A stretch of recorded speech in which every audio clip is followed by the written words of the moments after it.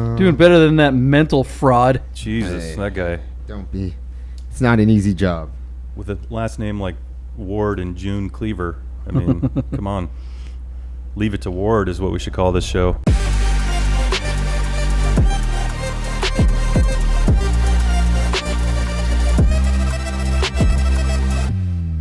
Hey everyone, welcome back to the Dur or Die Porsche podcast. I got the name of our podcast correct on the second try. How do you like that? Second? Yeah, I don't know, something like that. My name is John Polnik. I'm one of your hosts of the Porsche podcast, along with my partner, I almost called you my other partner, Duane Wik. Here. Duane Wik is my partner for Porsche podcast. So Yes. You are Dur or Die. Hello, everyone. Welcome. You know, we were talking about when I parked tonight. I parked next to a beautiful Cassis red Porsche Carrera 911 88, I think it was. 88 911 Got my camera out. Targa. And, you know, did a walk around. I was like, this is cool. Come to find out, it's our own Mikey P's. Our producer, Mikey P, is back in the house. Our original Hello. Dur or Die producer, Mikey P, is here. Mikey P, welcome back, buddy. Yeah, and congrats on the awesome car. It's got a G50. It does. I'm very excited. Yeah. I gotta put my thing. Give me a second. It's I'm a little rusty here, but we got this going on. Little wave. Man. Well, who else? So we've got Chef in the house from AutoFest. He is our studio audience tonight. Chef brought us wings. Chef, you are the man. Thank you, sir. What a This guy. was actually Bid Nerds. Am I on the wrong show? Yeah, yes, you are. You're on the wrong show. Thanks for the wings, Chef. They were delicious. Wings anytime. Yep. Wings every time. So there it is, guys. If you're ever in the downtown Las Vegas area on a Thursday night and you're like, you know what? I want to talk about Porsches with a bunch of dorks. Leave your And family. also I like wings. This is the place to be. Chef always hooks us up at the container park here where our studio is. This is the Rami studio. Just leave your family at the Treasure Island and come and see us. They can, you know, play the slots and, you know, go see everything that's on the strip, and you can come hang out with us. I think that's solid. It'll be more fun, advice. trust me. Solid advice. Yeah, so Mikey, you've got yourself a G50 car. That's kind of a big deal, man. It is. It is going from a 914 transmission to that is pretty impressive. Is there a worse transmission than a 914? I mean, that dog leg is just so bad. Some people really love the 901. It's the same as in the early 911s. It's the dog leg. It is, but the 901 and a 911 doesn't have to go all the way past the engine, all the way past the transmission. The engine's in the middle on a 914, right? You're a lot closer to... Yeah, and then the transmission is on the back of the engine, so that cable has to go all the way to the back of the car and take a complete U-turn and then go back forward. And that is the folly of the 914 setup, is Right. that none of them ever work correctly. It's shifting a 914 is like it's braille, right? It's never the same place twice. It's kind of like first is here, second is here, third is there. And if you're listening to this, I'm just pointing to just random spots. I'm scared because as you know, I just bought a 914 and Yeah. I've actually never driven a 914. And now you're telling me all these things about the 901 and the 914 shifting experience. So I'm a little scared. Yeah, it sucks. Well, Chef, you have a Volkswagen van, Yes. and that has a Type 4 engine in it with with a fairly similar setup. The linkage on those sucks, right? The linkage is horrible, and driving a bus is much. The bus, you know, you're sitting in front of the front wheels, so when you turn, the wheels are actually behind you. So not only do you have Freaky. the motor and the trans behind you, but you're in front of the wheels, which is really bizarre for a while. Yeah. That's why anyone who owned a bus in the 60s was basically on LSD the whole time, because driving that bus was like a out-of-body experience. It's kind a of. Zen experience, Yeah. right? I mean, I just drove my 86 on a 2,200 mile road trip, and I stopped and visited friends, and I let friends drive my car along the way, and I have a couple of particular friends. I won't name names. One guy in particular, great friend of mine, he's an excellent driver. He's a track guy. He could probably outdrive me. When we do the back roads and stuff, he's right there with me. Sometimes I have a hard time keeping up with him, but on the track, I probably couldn't. But he's a modern car guy. He's used to a PDK. He's used to modern transmissions, modern Porsches. It's like, And he totally nailed the 915. right? Yeah, he did not get that. It's like Okay. I had to go, okay, because how do you say this tactfully, right? Especially someone who knows how to drive. So you let them drive your car, they're in it, and he slams first to second.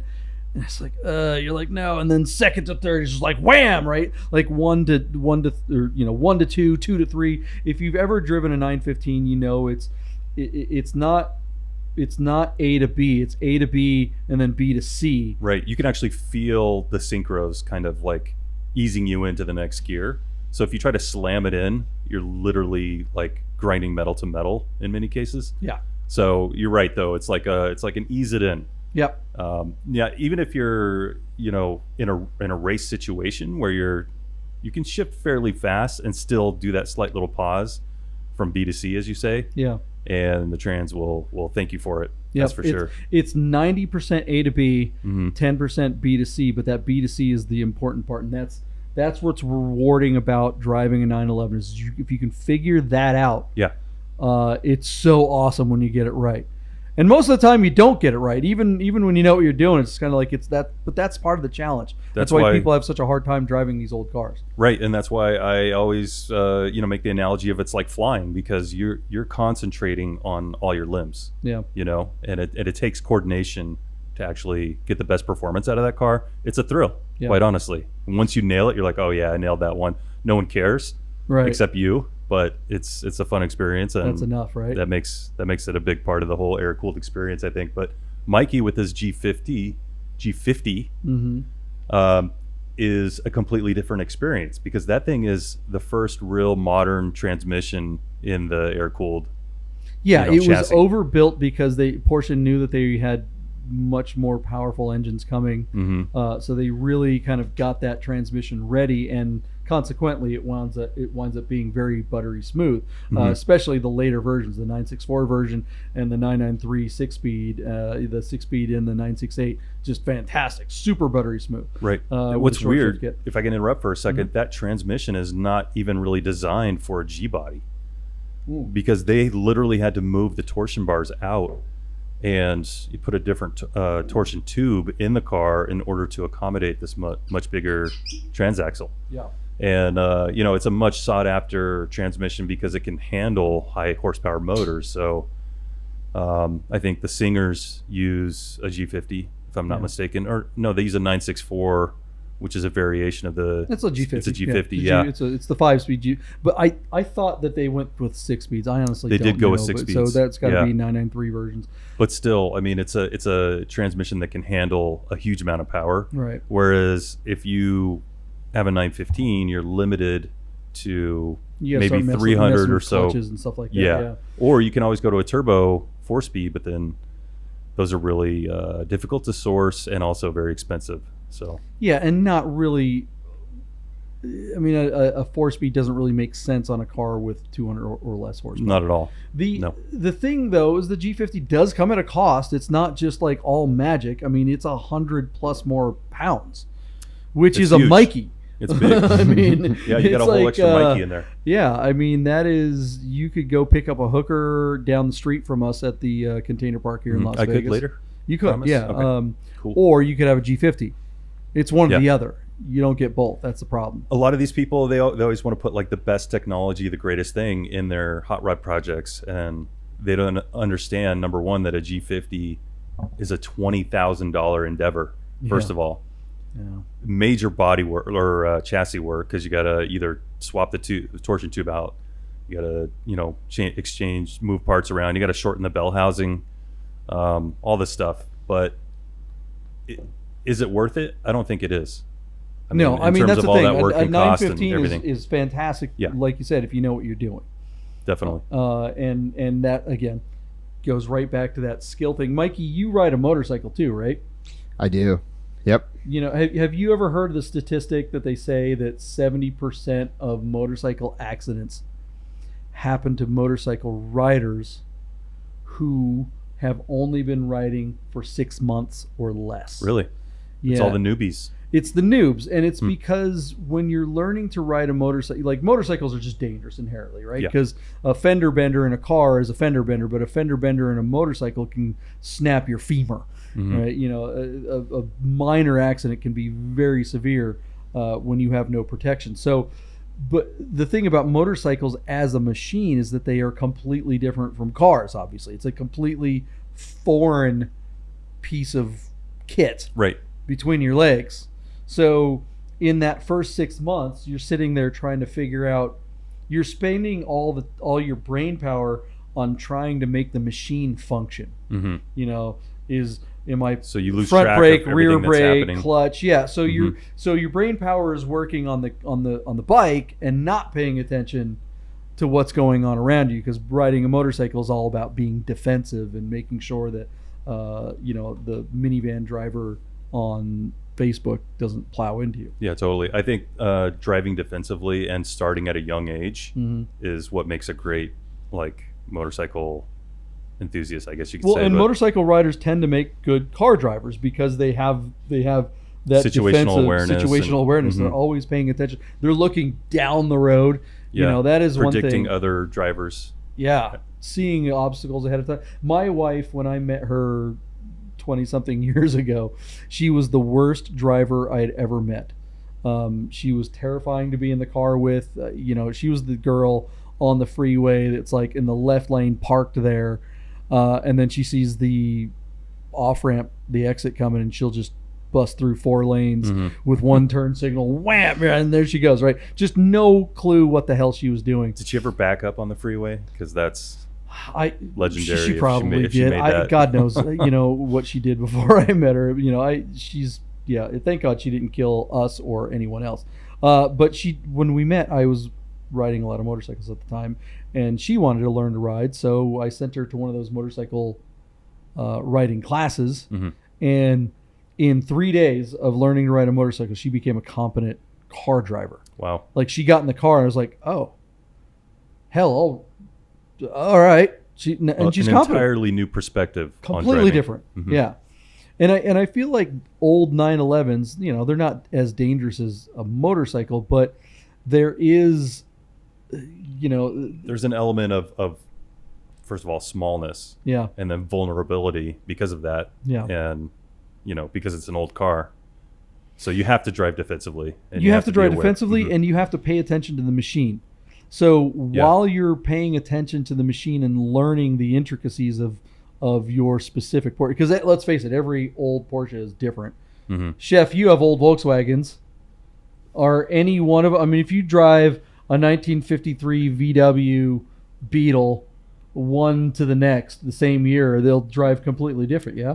Yeah, I have the Ghia, the Bus, and the Beetle, and they're all completely different experiences. Right. Completely different. The way they shift, the way they drive, the way they brake, the way they handle.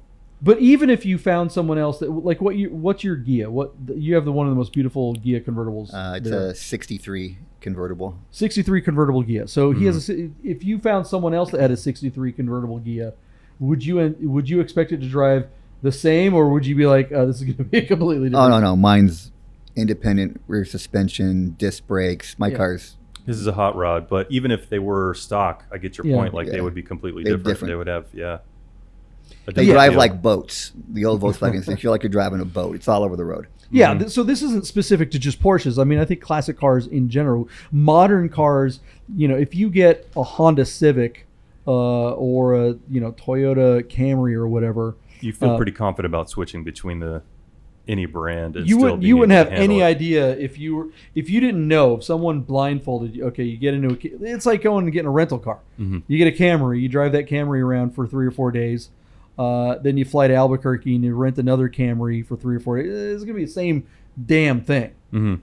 But you can drive 2 86 911s for a week back to back, and they can be completely, totally different, whether they're completely stock or they're modified, right? That's very true. And I think that's part of the thrill is if you do get to drive a friend's 911, for instance, an air-cooled especially, then it's like, what is this going to be like? Yeah. And there's the whole kind of first 5 miles or 15 minutes of figuring out what the car is doing, what does it feel like driving, what are the little quirks, is it shifting good, all that kind of stuff. And I mean, I think actually every time I get in my 75, it's a thrilling experience because it doesn't have that, what should I say, like the confidence of just get in and drive. Yeah. It could do different things at different times, so it really keeps you on your toes. I think that's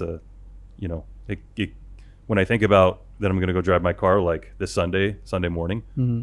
I'll be excited because I'm like, it's just it's different every time, I guess. Is there anxiety that goes like? Are you worried that the car isn't going to make it? Mm-hmm. Yeah. I think that comes with hot rods because you've taken away all the factory reliability and you've introduced your own mechanics into the car. And when you do that, you're changing tried and true methodology from Porsche, one of the greatest designers, and groups of designers on the planet.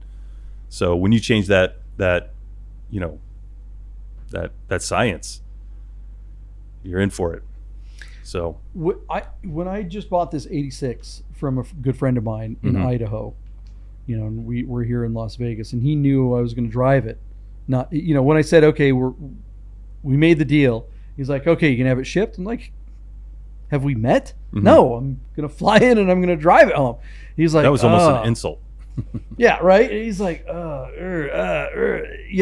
it's like certain people can handle the idea of driving a car, an old car on a long distance, and other people just cannot fathom that. Yeah, and we've seen a resurgence with drives and long distance drives. Overcrest is great at this, where they've been planning these drives that are in the West, and they're all a lot of them are from the Midwest, and that's a long drive. It's a long drive to get to the drive, then they do the drive, and then they drive all the way back. Yeah. And I think that's why Luft is also exciting for us here in Las Vegas. It's not that far, but it's still, if you're driving a car that's having you question whether or not it's going to make it, it's exciting. And I'm kind of, making it more extreme than it really is, but I think you are, honestly. Yeah, I think that they're they're they're bulletproof. cars, man. Yeah, I mean, they were designed. Look, people, there was a time when that was it. but we don't put a lot of miles on them, so you can. Well, you don't put a lot of miles on them. But I'm saying the average 911 enthusiast, they probably don't put a whole lot of miles on them. So the batteries, I'm saying classic air cooled. Mm-hmm. Would you call that an enthusiast? I would call that reality because, we have jobs, we have family, we have things that take us away, and I'm driving 2-3 times a week tops. It's not like every day. Right. And how far are you going? You're going a few miles, right? Yeah, probably 100 miles a week. It's not a lot. Well, when that 75 eventually becomes mine, which we both know it will, It'll get driven. I'm going to ride that bitch hard, just so you know up front. Right? It's going to be road hard, put away wet. So just keep it running good. Yeah, I think that's why I got Tune it in for me. I got the 914 because I'm like, I'll be a little less precious about that one. I think I can drive it. I drive my car to the grocery store and I don't worry about it because I shouldn't. You know what I mean? It's just it becomes it becomes a burden at that point. No, like any of them. Yeah. But especially your car. That's a well built car. Yeah. I like that car a lot. You're a dad. And so I think when you get into dad mode, you start thinking about safe. You're gonna have your kids, and they're gonna drive. If I had a kid, I would buy them the safest, most boring, obscenely, ridiculously snore car imaginable. And if they wanted to drive across the desert to LA, I'd be like, no, that's crazy, that's insane. But I would do it in a Volkswagen thing that I just found. You know what I mean? Yeah. I don't care. I'm wondering what I'm going to do because my son will be of driving age in 3 to 4 years. Yeah. And the 914 actually is a clever design because it has crumple zones in front and back, even though it's a tiny car. So I'm like, this would be a cool car for him to drive to high school because if he wants to, I don't even know. I might think it's, dumb or something. I don't know. Right. But if he liked it, I would let him drive because high school is only 2 miles away. And it's safer than the 911 because it can handle better and it'll have less horsepower. It'll handle better than a 911. It'll because the 911, as you know, the back end lift off oversteer. So if you gun it and you don't pin it, then the hammer's going to swing around. I guess that's a matter of The 914 is not going to do that. Right, well, Mikey? no, that's not entirely. I've spun more 914s than I have 911s, and I think that it's you. I think 911s I don't tend know if to I believe handle that. better, but Well, the problem 911s is the polar moment is more precise, and you're further out on a limb. Mhm. Like to correct a 914 or any normal car in an oversteer situation is relatively easy, whereas in a 911 handles better than most cars, so it will let you get at so far out on a limb that by the time it does have its polar moment, that's where one end wants to be north, that the end that's not. It once it decides it's going, correcting that is very difficult. Right. And look, it happens, but I think the reputations of these cars certainly came from when the cars were new, and tire technology just wasn't there. I mean, tire technology was completely different. So has completely changed air-cooled 911, the air-cooled 911 experience. I mean, even the crappiest Chinese tire that you get from, Discount Tire or something like that is infinitely better than the best tire you could possibly have gotten in 1985. Right. So what do you guys think? I guess we've kind of gotten to this point where we're talking about, I don't know, what would you let your kids drive a 911 or a 914 or any classic car? Or would you be like, no, it has to be a car that comes with bubble wrap and airbags and all those things? 25 airbags. 25 airbags. Let us know right after. We'll talk a little bit more about that right after this. Okay, guys, I want to tell you about Vegas Auto Fest. The drivers are coming. This is one of our big sponsors. It's the biggest car show of the year in Las Vegas. It's one of the coolest car shows you can possibly experience anywhere. If you haven't made plans to be part of Vegas Auto Fest on September 17th, then do it now. Go to vegasautofest.com and register your car. You think you're a car enthusiast? Doesn't matter where you live. Plan a trip to Vegas on September 17th and come out and see this show. It's like Monterey Car Week all in a day. Have you ever been to the Quail? Have you ever been to Works Reunion? Have you ever been to Amelia Island? All those car shows are amazing and great. Have you been to Luftkult? Sure, but Vegas Auto Fest is something special. Make a plan for September 17th. We'll see you in Vegas. All right, guys, we're back. Yeah, I mean, look, modern cars versus old cars for your kid. I mean, I'm not a dad, and you are. Chef, you're a dad. Mikey's not a dad. What car did you get your kid as their first car, or did you get them a car at all? Did you make them buy a car? My son was a 62 Beagle. I bought him a 62 Beagle. See, there you go. And you had no concern about his safety in that complete death trap. One of the first cars I drove was a 61 ragtop Beagle. And Do you think that's because he's a boy? If you had a daughter, would you have done differently? Maybe. She'd be driving the Gia. Maybe. But I mean, as a dad, you still want a little bit of a cool factor. You don't want to send your kid off to school driving something that, it's... Oh, no, screw that. And I would get like a Mercedes 300D with a broken turbo. What did your dad get you? Get me? Or did he help you? Because like a dad would help you like suss out a car even if you didn't pay for it. No, my first car was a complete. My dad, in his wisdom, shook his head when he saw what I decided to get myself as my first car, which was a Fiat 850 Sport. Oh my God! Which was absurdly unreliable. And then, of course, when that blew up after 4 or 5 months, I had to drive a hand-me-down piece of crap little Dodge thing.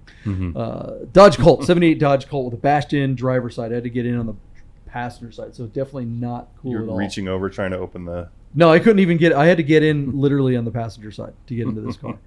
Yeah, chicks did not dig that. I went. I was from, just about to say chickmobile. superhero. Yeah, but no. I mean, if I had a kid, I would get them something boring and lame and safe with airbags. I would not get them anything classic. There's no way in hell. It's tough. But these I'm not days. a dad though, so I don't know. It's tough because the whole phone thing. Like everybody Yeah. uses their phone. Kids are definitely going to be using their phone in the car. In fact, I was sitting in my office and I heard literally a car hit another car right outside my home. Walked out and I knew exactly what happened. It was just a young kid, probably like 17, looking at his phone, and he nailed a parked car right in front of my house. Ugh. And totaled this brand new, I think it was a VW. Did they make a hatchback? Like Used a to make the newer GTI. style? Yeah, it was like a GTI, Yeah. like brand spanking new, and he Yeah, it totaled it sucks. on this parked car. But thing is, so I don't know. Well, like okay, there you go. VW Do you think a manual? the VW is going to slow them down because it's low horsepower. Mhm. Their biggest danger is other people hitting them. Yeah. So I think actually with the 914, you can't hold a phone because you got to shift, Yeah. right? It's also an anti-theft device. Yeah. I always see people eyeballing me. Like, I live downtown Las Vegas, and we're not, there's not Those a are just small methods. amount of homeless, derelicts walking around Yeah. when you're at a stoplight or whatever. And carjackings happen in this city. That's a thing. So you have to be aware of it when you live in the grimy part of town. And I'm always just like, yeah, go ahead. There's no way I think you about can that make too. this car move, buddy. Actually, you want it? Here, go for it. Try to actually. You can. I will Get 10 just grab feet my down the phone road. off the holder, get Yeah. out, and be like, "Have at it, Hoss." You like if I will give you gas money if you can get this car to freaking move. How about you, Chef? Are you worried about carjackings when you're driving a manual car, No, or at all? not really at all. You live in Summerlin. I live in Summerlin. Nothing happens I live in in a Summerlin. cocoon nest. But the other thing about cars and getting an older Volkswagen as your first car, it's a car that you can learn to work on. If you want to keep your car running, you want to go on the weekend, then you keep your car running. Where nowadays a computer or something goes wrong, you can't fix that. A Volkswagen, I mean, we used to put them together with, bread wrapper ties. I mean, we did everything we could to keep our cars running, Yeah. and you learned how to keep your car running. But I think the good Mopar point. guys and the Mustang guys and the Ford and all those, I think we can all say that, being at our ages, that when we were young, we weren't driving brand new 80s or 90s cars. We were driving cars from the 60s and 70s. And all cars from the 60s and 70s required piles some of- level of mechanical ability. Otherwise, you were SOL. There was no cell phones. There was no, you couldn't call AAA or an Uber. You were walking to a payphone. Yeah. Or walking down some road out in the middle of nowhere until you found a house and maybe someone was home or not. And then got on Texas their Chainsaw. phone. Right. You either were murdered and put in a meat freezer, or you got on the phone and then hoped your parents would actually answer the phone. Right. Yeah. That's, And then you hope that they wouldn't beat you 6 ways to Sunday when they picked you up because it was of something not your fault. I remember calling my father when my engine seized in that Fiat Oh man. on the way home from work. Did you question yourself about calling him? Were you like, okay, who can I call besides my dad? My dad to. Well, yeah. I mean, obviously, it's like, how many phone numbers can you remember? In That's true. 1989. So I lived out in the middle of nowhere, so I had to walk like a mile in the dark to find a house and get them to let me use the phone. Then call my parent. I don't know who's going to answer. It's not like nowadays kids can call their mom or their dad if they have a mom or a dad. Or their mom or however that works. But they have a choice of which parent, if there's two of them, to call. Right. It wasn't like whoever's going to pick up first. Which Like, is, who's gonna answer the usually phone? it was your dad, and my household would usually pick up the phone, right? Yeah. Yeah. So, yeah, Dad answered, and he's like, "Yeah, that's probably. What are you gonna do about it?" Right. Like, What's well, your plan? That's such a dad thing. I don't know. I don't even remember. Yeah, that was a terrible night. How about you guys? The first car, how badly did it break down on you? Was your first car reliable? What car would you get for your kid? Tell us in the comments below. You guys gotta subscribe, like, hit the notification button. Let us know what Porsche stuff you guys want us to talk about in the future. This is the Dur or Die Porsche podcast. I think we're going to end this one. Yep. We'll see you next time. We're going to see you next time. Thank you, Mikey P, for producing tonight. Chef in the house, thanks for the wings, buddy. Eating some popcorn now. Now he's eating popcorn. That's That looks a good way to follow it up. Mm-hmm. We will see you guys next time.